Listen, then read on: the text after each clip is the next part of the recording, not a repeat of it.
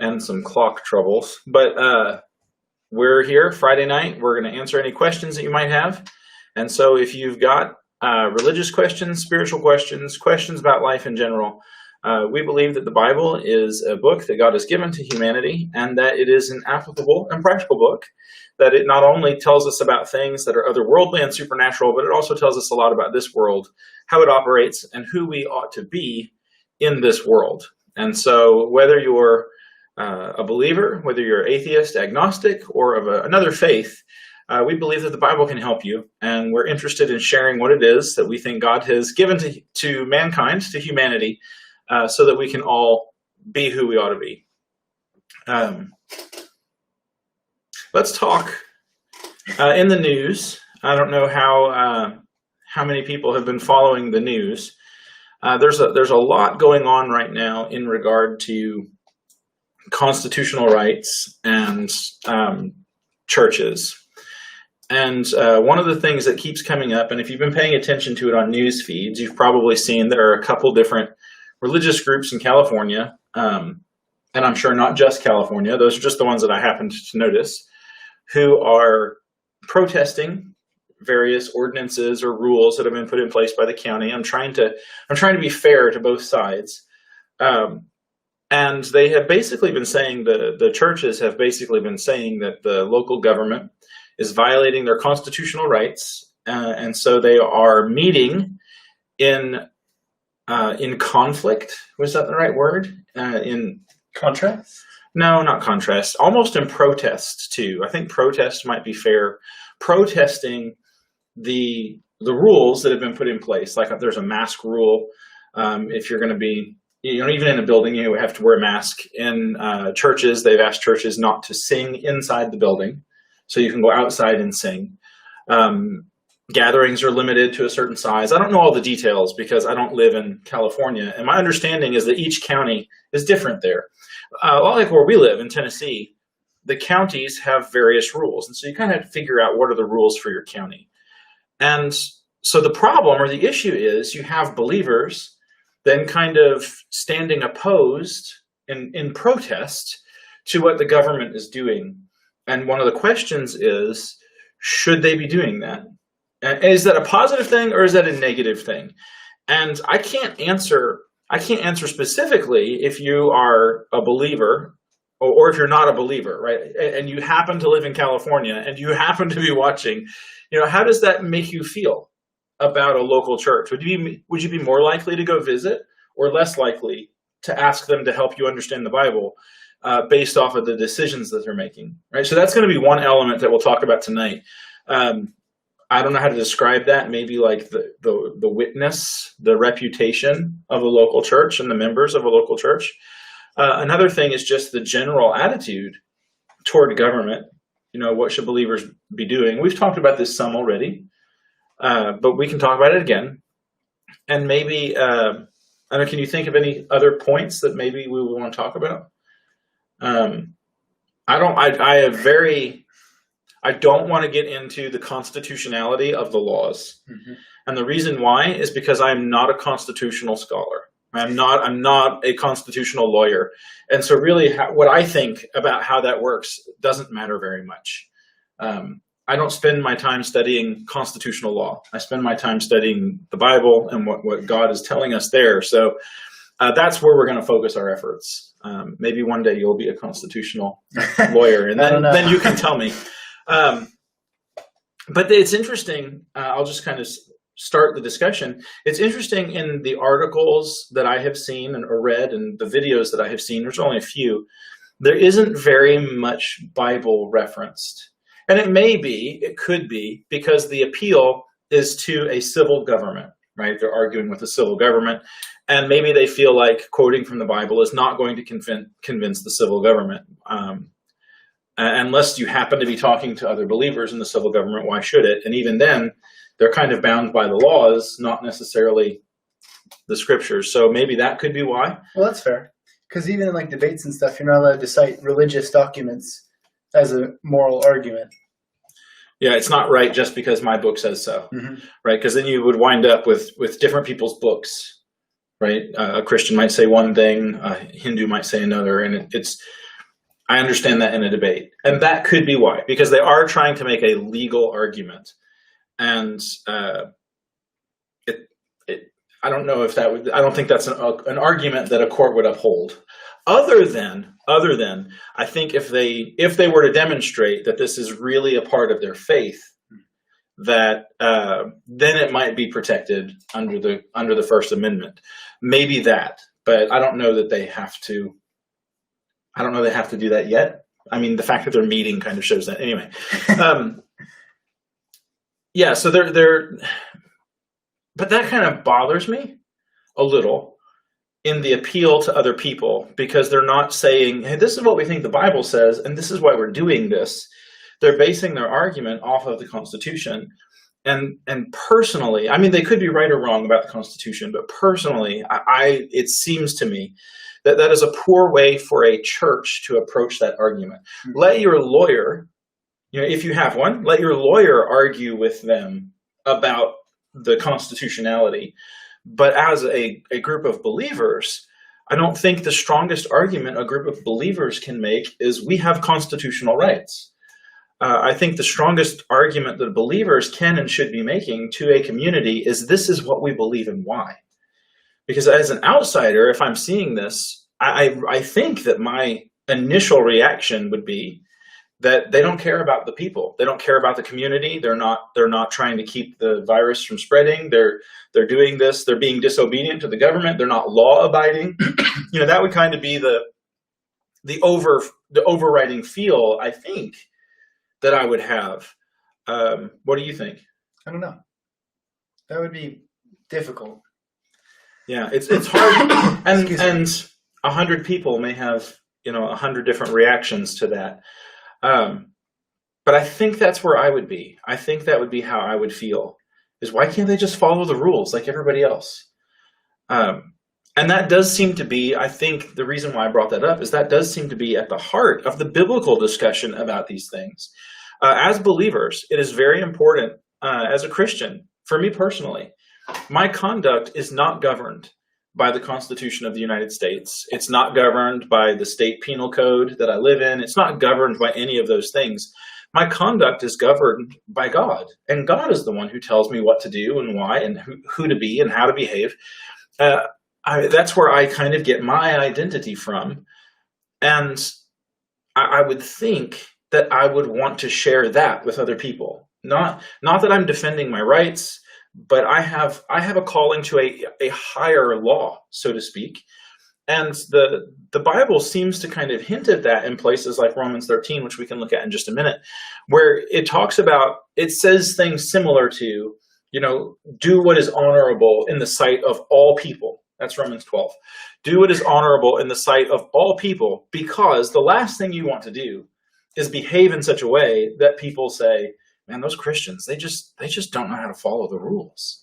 Right? Does that make sense? Mm-hmm. Okay.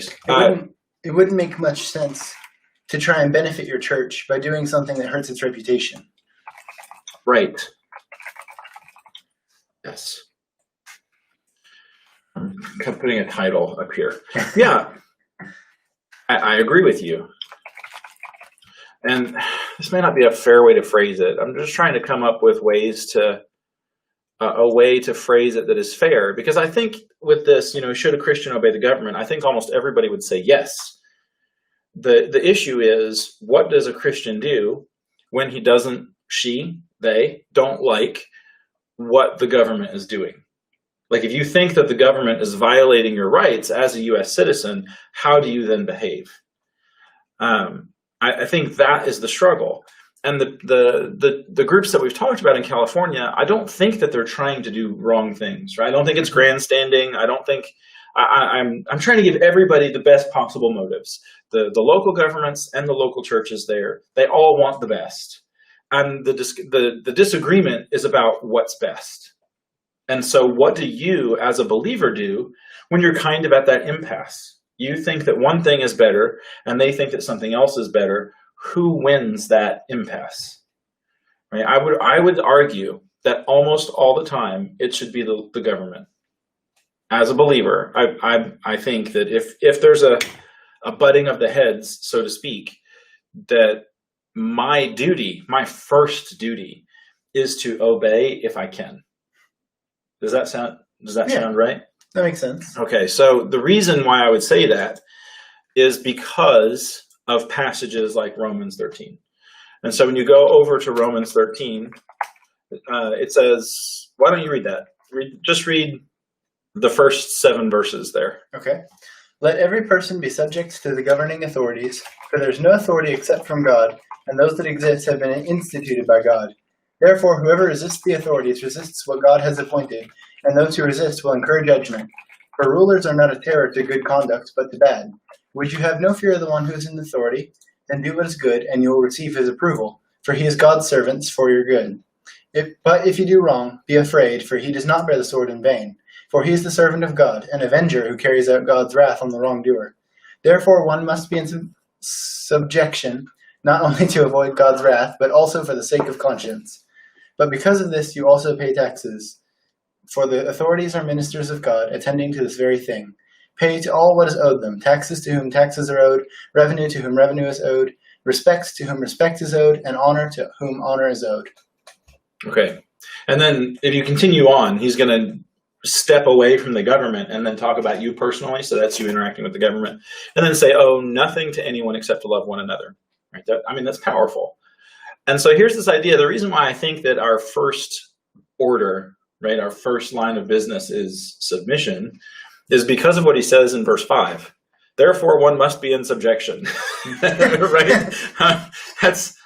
I feel like that's pretty straightforward. You must be in subjection.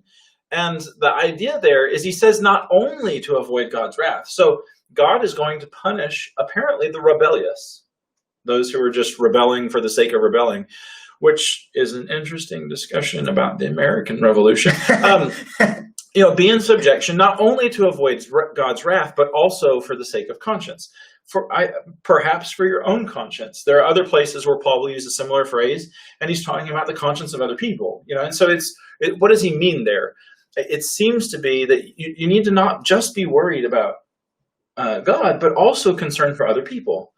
And so that is subjection. I think that's why that is important, not only because we're told specifically, be in subjection, but because it can taint and harm the reputation of an individual, of a local church, and worse, of Jesus himself, if people begin to view Christians as these rebellious, unlawful people. That's the exact opposite impression that we want to make. We want to make the impression that we are not troublemakers, that our first order of business is to be kind and gentle and peaceable and reasonable, and anything that kind of pushes off a different persona, we have to be careful. I'm not going to say that that's always wrong, but most of the time, I think submission to the governing authorities, being in subjection, right? Being in submission to those governing authorities is the right course of action. And the difficulty, maybe more in the United States, and I know we've talked about this before in our time together on Friday nights, is that we aren't told in Romans chapter 13 to be subject to a document. We're told to be subject to people. And I think there's wisdom in that, because a document is up for interpretation. Right? That's why there are constitutional lawyers, because the Constitution needs to be interpreted. It's got all these words in it. What do they mean? How do they apply to this situation? And constitutional lawyers argue and debate about those things. That's the purpose of the Supreme Court, is to hear arguments about the Constitution and how it applies and whether laws fit in. And so if we were being told, be obedient to a set of laws, whose interpretation of the set of laws are you to be obedient to? I don't know. If it's your own, then how can there ever be any kind of agreement, right? Unless you just happen to come to the exact same conclusion as somebody else, how can there ever be any kind of agreement about what the laws ought to be? And so it seems like that's God's wisdom. Is he's writing to Christians in Rome, Paul is in Romans 13, and he doesn't tell them to be subject to the Roman legal code, which there was one. It was extensive, Right? Romans love their law. And he doesn't say, make sure and learn all the laws of Rome and submit to all those laws. He says, submit to the rulers, to the governing authorities, to people, because their interpretation is the one that matters. Right? Your duty is not to interpret the laws and apply them as you see fit. Your duty is to listen to those who are in power over you. And one of the reasons why, I think when you look at the corpus of the biblical text, the whole story in the Bible, is that God raises and tears down nations, and he uses them to accomplish things. And my duty as a believer is to allow God's will to come to pass. What you said made me think of something. What's that? Jesus, when he's going through Israel and teaching, the Jews had a law, but Jesus seems to pretty much follow what the Sanhedrin has been teaching, even though it's not necessarily all scriptural per se. Yes. In fact, he will even say that the teachers of the day sit in Moses' seat. Right? And that's in Matthew chapter 23 and verse 2. So the scribes and the Pharisees sit on Moses' seat. They have teaching authority. Right? The authority that Moses had, these people are sitting in his seat. They are your rulers, you should obey them. The Apostle Paul, when he's arrested and he's brought before the Sanhedrin, he accidentally insults the high priest, and somebody slaps him in the face, right? Which it'd be interesting if that happened in our courtrooms. Anyway, they hit him, and he's like, "Why did you hit me?" And they said, "Don't you know that you're insulting the high priest?" And what was his response? He apologized. Yes, because it is written in the law not to do what? I don't know. Not to revile your leaders. Okay. Right? And so, I mean, this is a serious thing. Mm-hmm. And we are very, very flippant with the way that we talk about our leaders in our country, right? We have great freedom in regard to the way that we talk about our rulers and our leaders. But as a believer, I don't have that freedom. You know, I have to be very, very careful how I talk about those who are in power, whether you're talking about a police officer or a local judge, the mayor, a governor, the president, a senator, whomever. You have to be careful how you speak to and about those people. Right? God's people are called to do that. And now this has to be balanced, all of it. At some point, we'll have that discussion also. It has to be balanced with your sense of justice. Right? Because when you start talking about this, people will go to extreme examples. And what if your government is totally corrupt? And what if they're absolutely wicked and evil and they are just doing bad things all the time? Well, that is where I think this other principle, when does a Christian not obey? Right? There will be a time, because we see Paul not obeying the governing authorities. Peter, John, the early disciples, right? And it's focused around Jesus, right? The teaching about Jesus. When they're told to be quiet, they refuse. They'll be beaten and thrown in jail. And interestingly enough, Paul and Silas have the opportunity to escape. And did they take it? No, they stayed in their cell. And so there's this overriding sense in which, yes, there might come a time when it's right to not obey. But generally speaking, believers don't disobey. They shouldn't. You know, it says the rulers are the servants of God. It says it a couple times in Romans 13. Mm-hmm. And when you have like a servant or an employee, isn't that kind of like, I guess, like an ambassador of whoever sent them? Yes. So if you're not respecting that servant of God, isn't that in a way kind of reflecting badly on your respect for God? Yes. And again, a lot of topics and a lot of discussions, that's an excellent point, by the way. A lot of topics and a lot of discussions involve a very delicate balancing act. Because you have this here in Romans 13, right? The God instituted all government. He kind of ordained human government. God is involved in human government. But then you also have the Apostle John's statement over in 1 John, where he says the whole world lies in the power of the evil one. Right? Satan takes Jesus when he's tempting Jesus. He brings him up and he shows him all the kingdoms of the world in a moment of time. And he promises those to him. Jesus will call Satan the ruler of this world. And so again, there's that balance. You know, it is Is human government ordained by God? Paul seemed to think so. There is no authority except from God, and those that exist have been instituted by God. And so it seems like in Romans 13, what you're getting is the concept of government has been instituted by God. I don't think you're seeing here the divine right of kings or anything like that. I don't think that's in the scope of what is being stated here. But the conception of human government is something that God has implemented. And even though that concept has been implemented by the Lord, and the Lord will raise up and tear down kingdoms, and he will use kings and kingdoms and nations to accomplish his will, there's still a very real sense in which they lie in the power of the evil one. Right? For example, God will use the Babylonians to punish his people. Mm-hmm. Right? They sinned, they were violating the covenant, so he's going to bring the Babylonians in and they're going to punish the people. Well, the Babylonians were wicked. Mm-hmm. Right? They absolutely lied in the power of the evil one. And you could say the same about the Assyrians. These are not nice people, and they're coming as God's avengers. Well, God had instituted that government, and despite the fact that those governments are being led by wicked people who do terrible things, God is using them to accomplish his purpose. And that's one of the hard things that I struggle with, is that when you look in the world around you and you see all these bad things, God can use those bad things to accomplish good. God uses the murder of Jesus to accomplish a great amount of good. And so there's this very real sense in which there's that balancing act of both of those concepts.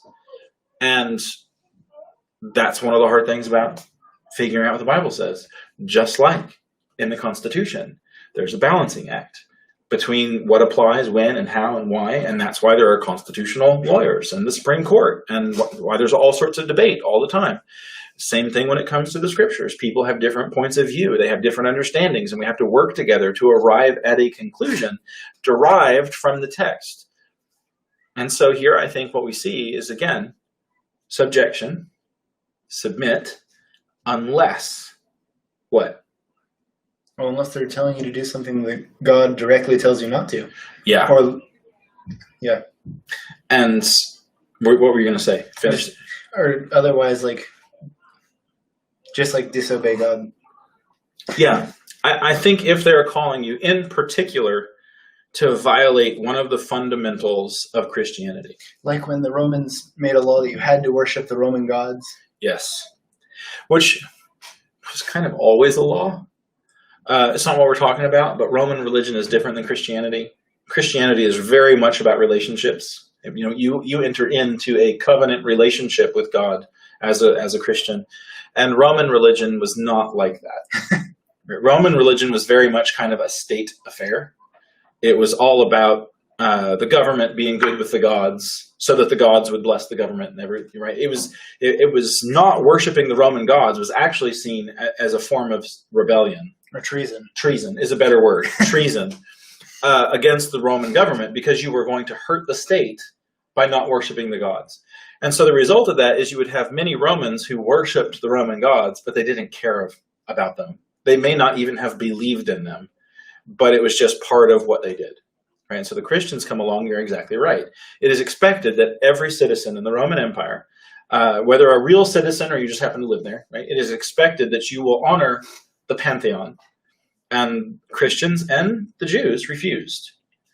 And so you're right. That would be an instance where I can't do that.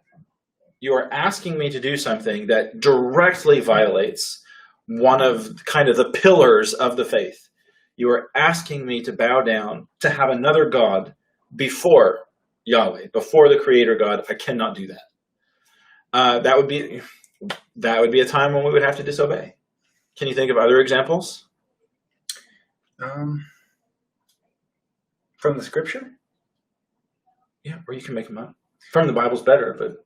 There were, when Daniel was taken into Babylon, the king had a special diet for all of the eunuchs in his court, and the Jewish people couldn't eat many of those foods. Mm-hmm. And so Daniel asks for permission to avoid disobeying his covenant with his God. Yeah, and that's powerful. He asked, and he was given permission. And there you go. He asked. What would happen if they told him no? I don't know. We don't get to know that, right? But he asked. He didn't just, take this stand that I'm not doing this, right? He asked. He went through the proper channels. Can you think of another time? Also from the book of Daniel? Shadrach, Meshach, and Abednego? Yeah. Shadrach, Meshach, and Abednego. Or? Hananiah, Azariah, and Mishael. Hananiah, Azariah, Mishael. Right? So there's the statue. They have to bow down and worship it. And they refuse. And they're going to get thrown into the fiery furnace. And their response is, even if you kill us, if you're going to do this, that's fine. And God might save us. But he might not. And if he doesn't save us, that doesn't change anything. We're not doing this. We're not being disobedient to make a political point. They don't say this in the text, right? kind of understanding where they're coming from. That would have been a long speech. But they're not doing it to make a political point. They're not doing it just because they don't like it. They're not doing it because they think that God will deliver them. They're doing it because they cannot, in good conscience, worship another god or something as a god. They cannot. And so but the important thing in that story is that they're punished. And they're okay with it. Like, we know we're going to be punished for this. But that's what we have to do. Okay, so yeah, can you think of any other instances? Not off the top of my head. So in the New Testament, Peter. Oh, yeah. What happens with him? Do you remember now? Well, when he's told by Sanhedrin not to keep preaching about Jesus. Mm-hmm. They specifically tell him to stop preaching about Jesus. Because, why? It was stirring up the people. Yeah, you're bringing his blood on our heads. Well, you kind of killed him. Walked into that. Yes. But specifically, I think it wasn't necessarily it's not that Peter is complaining that Jesus is unjustly killed. Mm-hmm. It's that Peter is claiming that the Sanhedrin had executed the Messiah, that the Messiah had come and they had killed him. They rejected him. Right. And so it's worse than just saying you punished somebody unjustly. It's you killed the one who God sent to save you. Right. And that would be the worst. It is. But from their perspective, that was a very significant charge. And they seem to be more concerned with political power and things like that rather than making things right. And so they, instead of saying, well, let's sit down and really figure out if Jesus who you claim he is, they just said, quit teaching about him. And the response was, we can't do that. It is the exact opposite of what Jesus said. Mm-hmm. In Acts chapter 1, Jesus said, you are going to be my witnesses in Jerusalem and Judea and Samaria to the ends of the earth. And now you have the Sanhedrin saying, stop being witnesses. It's the exact opposite. Can't really do that. Right. It's not, they didn't say, notice it's not, we would really rather you don't teach in this place. Like if they had said, no more teaching in the temple, I imagine that Peter would have said, okay. He would have taught in the markets or something. Yeah, you go somewhere else, right? Okay, I can't be here. That's fine. Like I've gone trying to preach door to door before, and you get someplace and maybe like an apartment complex or something, and they don't want you there. Okay, I'll go somewhere else. I'm not going to break the law to do that because I don't have to break the law. Mm-hmm. And so when you see people disobeying is when they're put in a situation where they have no other choice. And so kind of how that applies, I think, to what we're seeing in places like California is, again, I don't know the constitutionality of what's happening. I don't know any of that. That is just not my area of expertise. The experts don't agree on it all the time. But what I do know is that they're not backed into the corner yet. Right? It is possible to obey those local governments and still obey God. For example, one of the things that seems to be causing the biggest trouble is singing. Right? They're told not to sing in the church building. And there's evidence that shows that singing is actually much more likely to spread the virus than... I guess because you have all these people like projecting their voice. Yeah, I read, and this is weeks ago, and so I don't know if it's still up to date or not, but weeks ago I read somewhere that singing in a crowd, in a crowded room, it doesn't matter if you're wearing a mask anymore. you might as well just take all the masks off. So all the precautions that you would be taking to keep from spreading the virus, if you're not wearing masks and you're not social distancing, which many of these places aren't, even if they were wearing masks, they were still close together. It negates everything, right? And so the governments, for health and safety, which is their purview, have asked people not to do things like sing or chant or anything like that inside of a building. Can you do it outside the building? Sure. Yes. Yes. You can do it outside. You can do it in an open area. You can any place that's open, it's fine. And so it would be possible for believers to meet in the church building, to take communion, to hear somebody teach, to do whatever they did, right? And then to go outside and sing. That's totally possible. Because that is still possible, I don't think we're to a point yet where we have to say, I'm disobeying. No, I'm going to violate what the government has said. And so that's the crux, right? I do not believe, personally, I do not believe that church buildings are holy places. I do not believe that Christians have got to meet inside of a church building. The New Testament bears this out. The Old Testament bears this out. History bears this out. Solomon builds the temple for the Lord, and one of the first things Solomon says when they're dedicating the temple, what does he say? Which part? About containing God. Do you remember? He says that it's not big enough for him. Yeah. The highest heaven can't contain you, much less this house that I have built. Right? When you get to the New Testament, there's the same idea, is that this God is not containable. And so the text of Scripture all throughout says that God doesn't really dwell in buildings made by hands, right? Paul will say that. Go ahead. So you don't have to be inside the building to do God honor. Yes. You can be anywhere. But what has happened is we've kind of gotten used to the way things were, right? And it has become part of our tradition. And we feel like maybe we would be doing wrong. Well, we have to sing. We're here at the building. It's what we've always done. We have to sing. And thankfully, where we live in Tennessee, there's no rule against that, right? And we distance, we spread everybody out. They have their masks on. The shepherds where we are, the elders where we are, give people an opportunity to leave if they don't. And it's very, very, I think, kind and gentle the way that that's done. Everybody stands up so people aren't staring at you while you're walking out if you're uncomfortable. And so there's no pressure one way or the other. We're not violating any laws. If we lived in California, I think the right thing for us to do would be, if we could get together, we could take the Lord's Supper, we could pray together, we could hear somebody teach, and then we could go outside to sing. And we did that. We did that for a few weeks. We sang outside because at the time, that was the guidance that we were getting from our governing officials, is that you shouldn't sing inside buildings. So we didn't, right? And until you are backed into a corner, I think the primary objective is obey. So unless they said that you couldn't worship God at all, then you should try and find some way to make your worship fit what they've asked. Yes.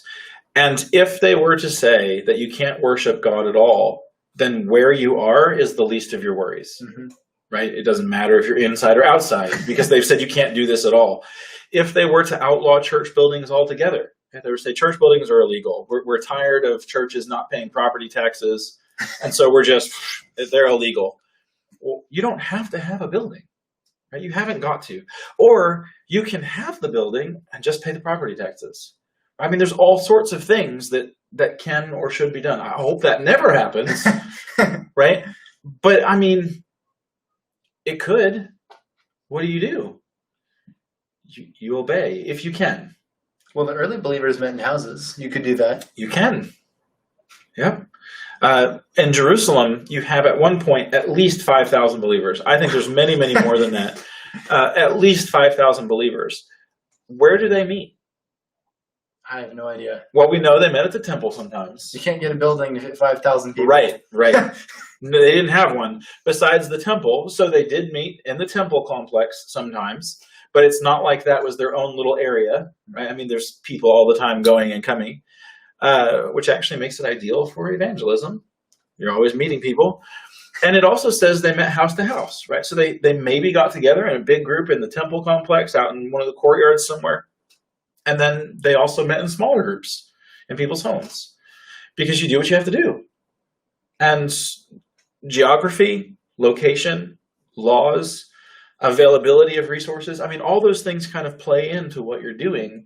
One of the amazing things about the way the New Testament works is that it has actually very little rules, which is brilliant. The more I learn about God, the more that I am just amazed with how insanely brilliant he is. Right? Go figure. But the lack of law, right? The lack of rules makes it possible for us to have this situation where if the government says, hey, no singing in church buildings, we aren't stuck now where there was a law that says thou shalt sing in church buildings, right? Then what could you do? You would be stuck. You would have to disobey because God told you to sing in the church building, but he doesn't. And so we have the freedom to go do other things. We could go sing in a park. We could go sing in somebody's house. We could go sing down by the river. We could do anything as long as we're fulfilling what we have actually been told to do. Right? And so that's something that really we have to be careful of, is that we don't make rules that God didn't, because often it seems it's those man-made rules that get us in trouble, like with the Sabbath. Can you think of an example where that happens? Didn't Jesus have to confront the Pharisees at one point? Because they'd made so many laws about how you could and couldn't do things on the Sabbath. That aren't in the text. The text just says, honor the Sabbath and keep it holy, or remember the Sabbath and keep it holy. And they had applied that in all sorts of ways, to the point where you couldn't, start a fire. You can't turn a light on or off. I think that harkens back to the lighting a fire rule. And so they had created all these rules about what constituted keeping the Sabbath, and they missed the point. And Jesus would say, man wasn't made for the Sabbath, Sabbath was made for man. Jesus is basically saying, you've missed the point. You have created all these rules to where the focus now is on those rules rather than the whole purpose of that day to begin with, which was to give you time to commune with God, to think, to meditate, to pray, to have a break from all the goings on of your regular work week. And now you have a day dedicated where you can focus on the Lord. Well, you wouldn't have time to think about God if you're too busy thinking about what rules you're about to break. That's right. Yeah, it misses the point. To the point where you begin to think that the rule keeping is the Sabbath. And you miss the whole rest, communing with God. You miss all of that. And you begin to think that the rule keeping is the Sabbath. And it could be a very real danger that we begin to think that the rule keeping is the worship. We were inside, we sang, we did this, and this, instead of that relationship and the opening, the pouring out of your heart to the Lord, the sharing of yourself with the other people there, the sharing love, sharing wisdom, insight, encouragement. That is the essence of the being called together. And there is a danger in missing the essence for the rules. Now, again, there's a balance, right? There are things that God tells us to do. And so we need to make sure we're doing those things. But we have a lot of liberty in how we do those things. We can sing inside, we can sing outside, we can meet all in one place. You see the church meeting kind of in little satellite groups, depending on situations. Ideally, we could all meet in one place and we could all sing and do everything and we don't have to worry about anything. But it's not ideal right now. And so we have to kind of balance that. And we have to make sure that we aren't losing our vision, because ultimately Jesus would ask the question, is it lawful to do good on the Sabbath? And what was the answer? They wouldn't answer. They didn't answer it. Why? Of course. I mean, that to me seems like a no-brainer. Is it lawful to do good on the Sabbath? Yes. I don't know. Is that good work? Right.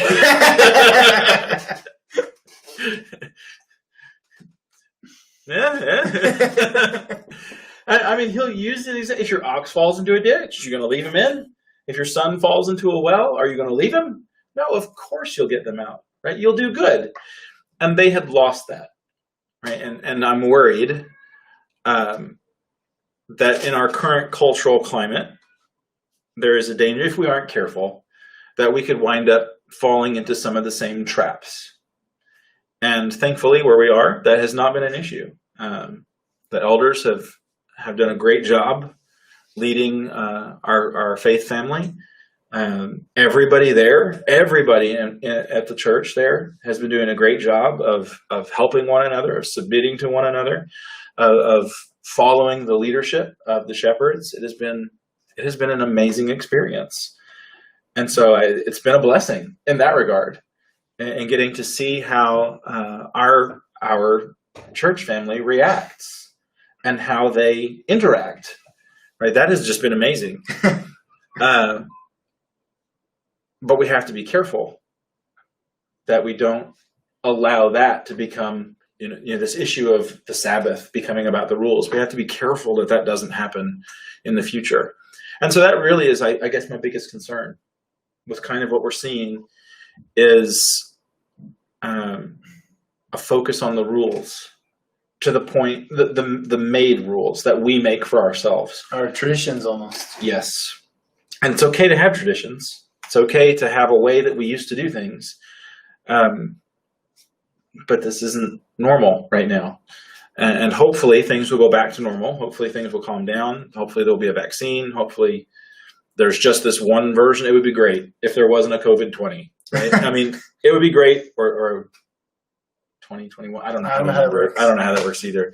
But it would be great if this just went away and we never have to think about it or worry about it again. That's probably not the case. I don't know what the future is going to look like. What I do know is that we as believers should be subject to the government when we can, in every way we can. And we still have to remember that we're part of a local family of faith. Even if we're not doing things the way that we were 2 years ago, we're still part of a local family of believers. We still have obligations to one another. We still love one another. We still encourage one another. We still do all the things we're supposed to be doing. And in addition to all of that, we should be reaching out to the community around us and not doing things that hurt that witness, that hurt that testimony. And I would be worried that if you were to take, a very staunch political stance, that you would be hurting your testimony for Jesus because of politics. And I'm not saying that a believer can't be interested in politics, that you can't, but that's not at all what I'm saying. What I'm saying is that we have to make sure that we don't put defending our rights ahead of teaching Jesus. Right. And I'm not accusing anybody of doing that. I'm not saying that the people out there that all the news articles are about, I'm not saying that that's what they're doing. We just have to be careful that we don't do that. That in everything we do, we consider the fact that if this all went away tomorrow, what would people remember about you? Would they remember you being loving, patient, kind, caring, or they would remember you yelling and screaming, trying to defend your rights? What would they remember? And I would hope that it's the former. Yeah. Any closing thoughts you got? No, that really summed it up pretty well. Okay. Vinny said that he tries to keep in mind that God is in control no matter what happens. Amen. And if we're following him and being obedient to God, then we should be okay. Mm-hmm.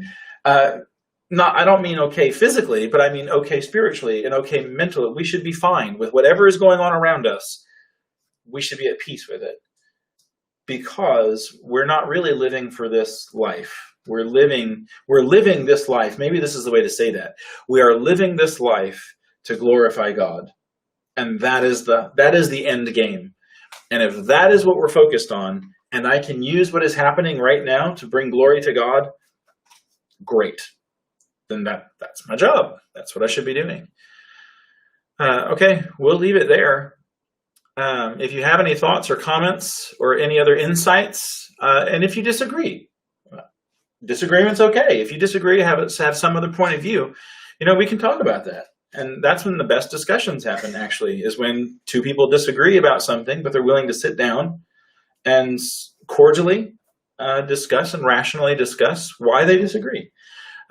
So if you're ever joining us and you do disagree or have questions about something, maybe something's not clear, but especially if you disagree, let's talk about it. But we'll be here again next Friday, 7 o'clock Central Time, 5 o'clock Pacific Time, if that's where you happen to be from, Simon. That's a shout out to you. And we will see you guys then. Thank you for joining us. God bless you, and I hope it's been helpful.